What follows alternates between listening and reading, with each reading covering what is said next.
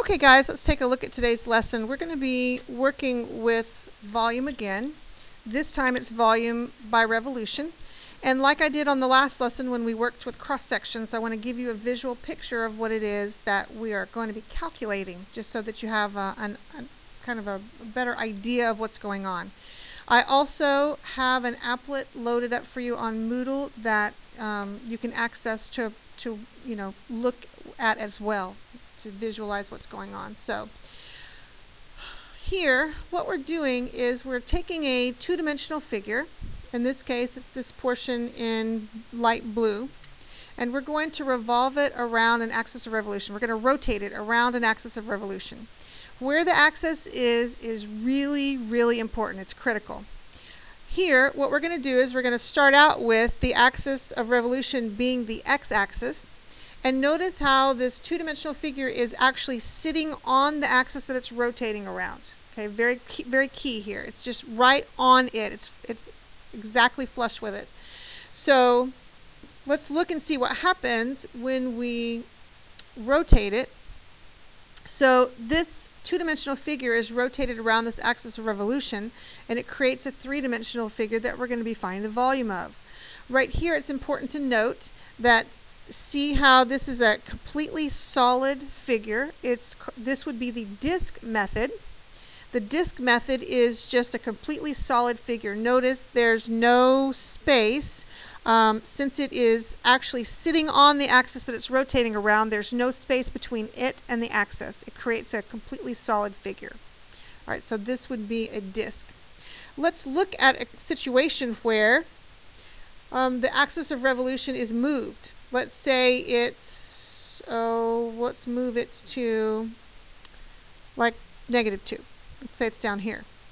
So it's clearly not sitting on the axis that it's rotating around. It's above it. So let's look and see what this creates when we rotate it. Okay, with this configuration, you'll see there's actually a hole in the middle. This is called a washer. So what we're going to have is this basically hole that we're going to have to subtract out. All right, we have a formula for disk and a formula for washers that we're going to learn in our lesson. So this would be considered a washer. I also want to move it one more place. I would like to move the axis above. So above here, let's go to say, I don't know, 4. Okay, now let's rotate it this way. And I want you to look at the change in the shape of the hole part. Okay, down here, the hole was pretty uniform, right? It was uniform. It looks like basically just a cylinder. Here, it's going to be a little different because the shape of the hole is moving along this curve right here. So the hole itself, is small here and then it gets larger. Again, this would also be a washer. Okay? So those are the some examples of what figures we're going to be finding the volume of today, what that's going to create. All right, so let's learn the formulas and figure out how to do this. All right, so we're going to work with disk and washers. I'm going to go with the theory behind it, just a little bit on the theory here. It started out kind of like Riemann sums with an approximation of this volume. They used representative rectangles. Notice they're drawn here on this little figure. They're used basically, these little rectangles are creating a cylinder. So the volume of the solid, if we put it into rectangles, we revolve it about the axis of revolution, we basically create little tiny cylinders. And so we know from our geometry days that the formula for volume of a cylinder is pi r squared h. If we put it in terms of these little disks that are being created, it would be pi.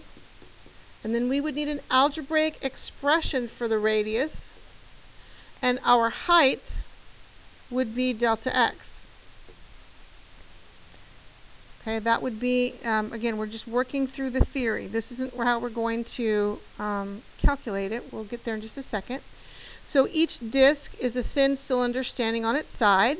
If I add all of the volumes of all the disks together, I'm going to get an approximate. It's actually a Riemann sum. Sorry to disappoint you, we will not be calculating any of these with the Riemann sum, but I do want to go through the theory so that you are familiar with what's going on. We want the actual accurate solid, okay? Yes. So our actual volume is going to be created. Now, with Riemann sums, if you recall, if we go to an infinite number of rectangles, we're actually integrating, right? That's what the integral does, is it basically adds up an infinite number of rectangles. That's what the integral does here. It adds up an infinite number of these disks, just adds them all up, these little cylinders, and it creates an accurate representation. So it's going to be the integral from a to b of r of x, that's my algebraic representation for the radius, dx. So this is just a progression of, through the theory, on how we got to this being the formula to find the volume of these shapes that we're creating. So let's look at the formulas over here. If we are going to rotate around a horizontal axis, and it's a disk. In other words, a disk, remember, that's where it's sitting on the axis. There's no space between it and the axis. Then our formula is going to be pi integral from a to b. Our expression for the radius is going to be in terms of x, r of x squared. Really, this is quite similar to what we did with cross sections. If you will recall, we integrated the area of a cross section. That's pretty much what we're doing here. Cross-section being a circle, right? Integrating pi r squared, we're integrating the area of a circle. That's really what we're doing. And if the axis is horizontal, you do not have a choice. You have to use your equation with respect to x. You have to. If your axis is vertical, if the axis you're rotating about is vertical, then you have to use y's. So pi integral from a to b, our radius formula is going to be with respect to y if we have a vertical axis that we're rotating around. So those are some criteria that are not able to be altered. Now that applies to disks. We looked at the technique. Well, what if there's a hole? What if it's a washer? What if it's a washer? Well, then what we're going to do is we have a little bit of a different formula. If you can kind of visualize this, we're going to take the radius, the big radius of the whole figure measured from the axis of rotation, and we're going to subtract out the whole, right? The big minus the whole, and we're going to get our volume. So that's pretty much what our formulas are. So our volume is going to be pi integral a to b, big R of x squared minus little r of x squared. Okay, that's going to be our formula for a washer for a horizontal axis of rotation. If we have a vertical axis, it's going to be pi times integral a to b of big R of y squared minus little r of y squared dy. So really several things with this. One of the most important things is to determine how to write the equation, the algebraic representation for the radius. And we started working on that, just, working on how do we represent this distance when we were working on cross sections a couple of days ago. We're just going to continue with that thought and work on representing all of these distances. Now this part down here, the things to remember, those are the things that I've been talking to you about. If we are vertical, we have to, well, this is talking about rectangles. If the rectangle is vertical, we're going to be with respect to x. That's talking about this. Okay, my axis of rotation, though, is horizontal. I would prefer to think about it as axis of rotation. If my axis of rotation is horizontal, I'm going to be using x's. If my axis of rotation is vertical, I'm going to be using y's. Okay, any questions about the concept before we work some problems? So on that y equals Mm-hmm.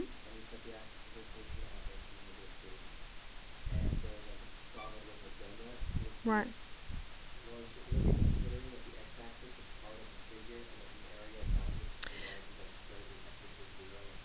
In in that particular case, the x-axis was part of the figure because it was bound by the x-axis, bound by y equals 0.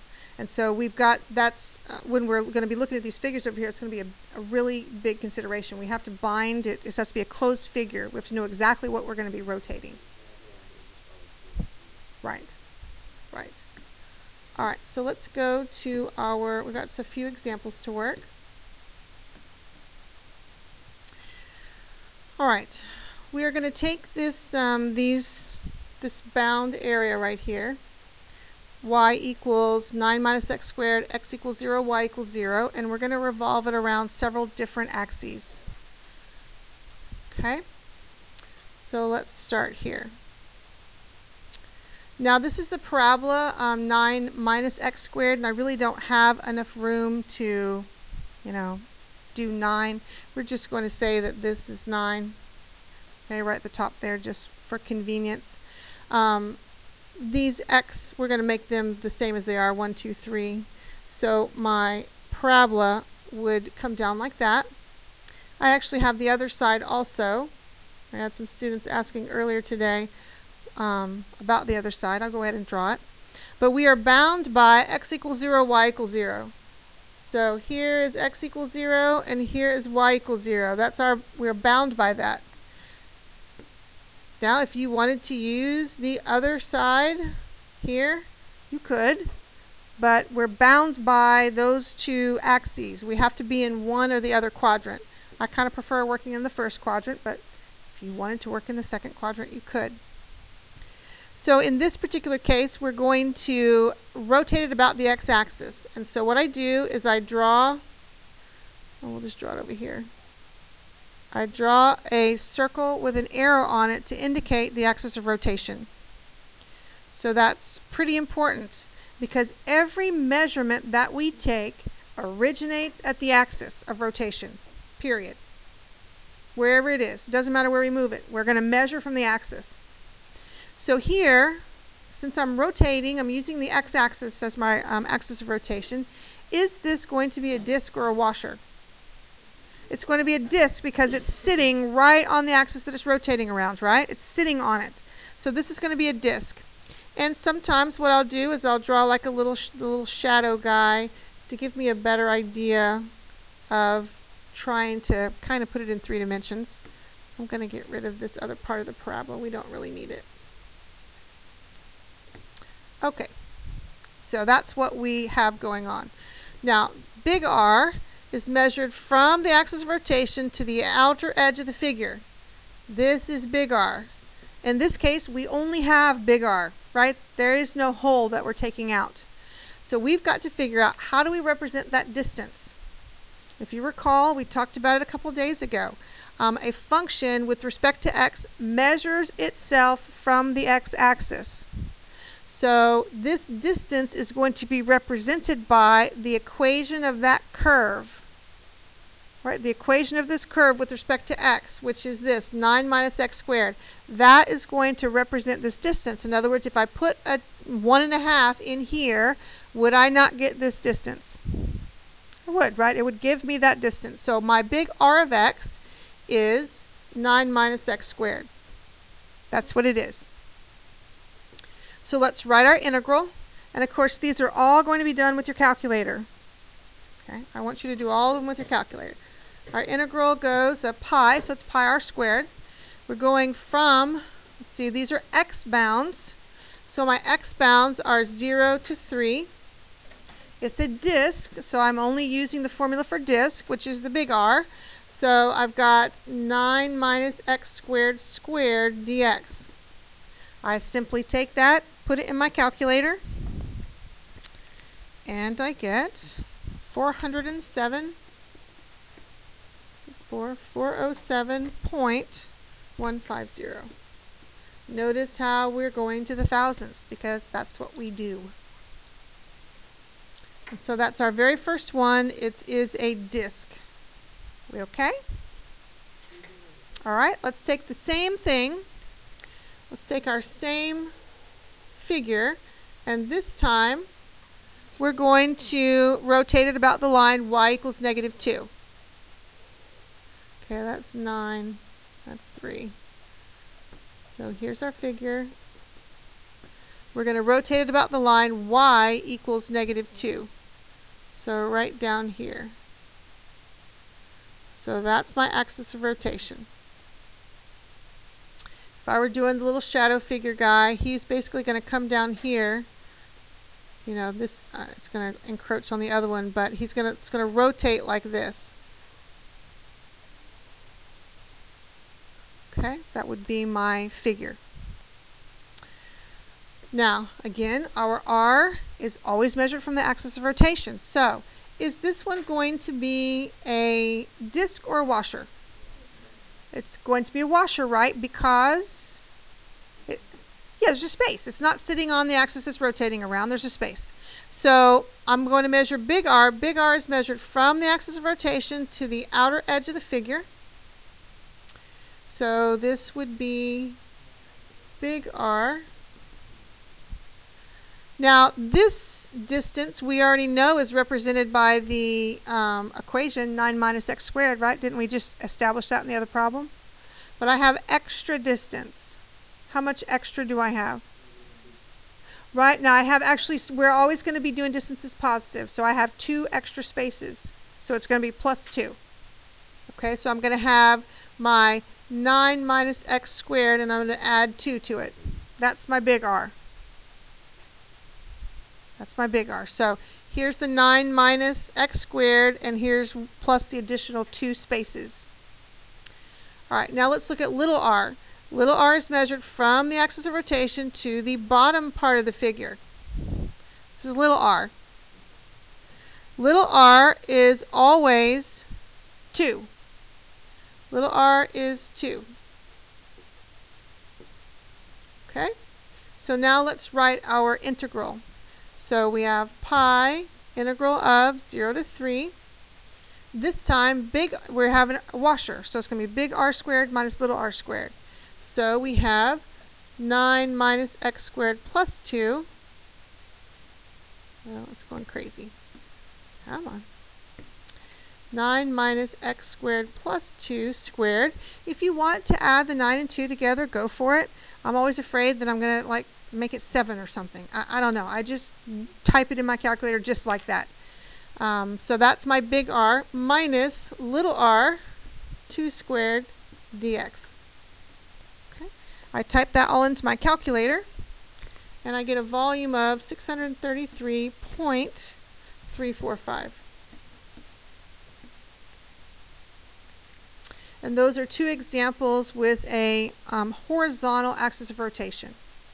How are we with that? Okay. Now let's do a couple of examples with a vertical axis of rotation. We're using the same figure, our same little figure. Okay, so let's rotate around the x-axis. So again, we're going, that's a 9.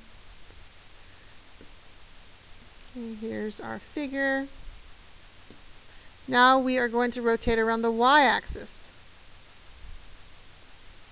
Okay, so it's going to be over here.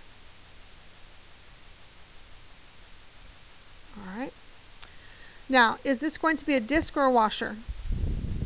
It's a disc because it's sitting on the axis it's rotating about. So I just need a big R. Big R is this distance.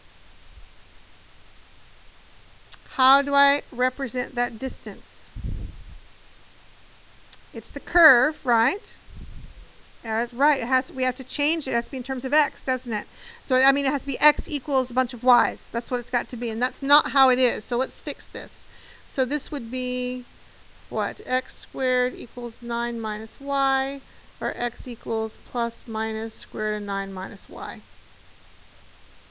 All right. So this big R is represented by square root of 9 minus y. Could I have used the negative one if I wanted to? Sure. I mean, I could go this side if I wanted to, but when I square it, it's not going to matter, right? Because negative is going to be positive anyway, so let's just stick with this one. All right, so pi, now we are y bounds, not x bounds. So we're going from 0 to 9, and we said our r was square root of 9 minus y, and then that quantity is squared because it's pi r squared. Okay, our answer is 127.235. Okay. All right, the last one using this little figure. So same little figure, 9. We're going to rotate about the line x equals -2. So over here. Okay, so my little shadow figure, if I wanted to draw him, would be over here.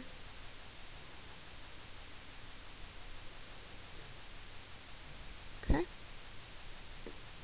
All right, big R. From the axis to the outer edge. This is big R of x. Let's think about that. We already figured out how to represent this distance, right? That was square root of 9 minus y. And I consistently have an extra 2 spaces. So big R is going to be square root of 9 minus y plus 2. Notice the plus 2 is outside the radical. It's not in the radical. Okay, just be careful. So that's big R. All right, now let's look at little r. Little r goes from the axis of rotation to the bottom part or the inside part of the figure. And little r is going to be 2.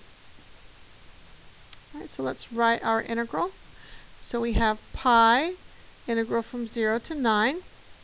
Big R, which is square root of 9 minus y plus 2 squared minus little r, which is 2 squared. We put that in our calculator, and we get 353.429. So we took that one two-dimensional little figure and we rotated it 4 different ways. How are we so far? Okay, we have one more to do. So we're going to find the volume of the solid form by revolving the region bounded by the graphs of about the line y equals 3. Okay, so let's do that.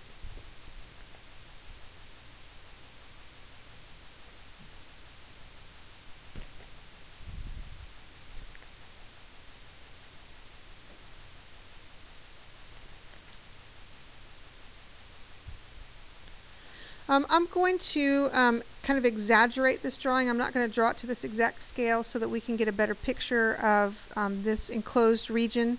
So this isn't going to be drawn to scale.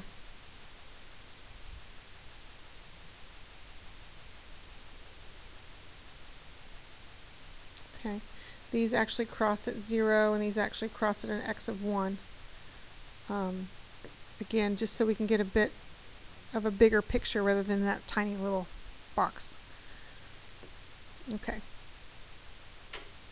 We're going to revolve this about the line y equals 3. Okay. 1, 2, 3.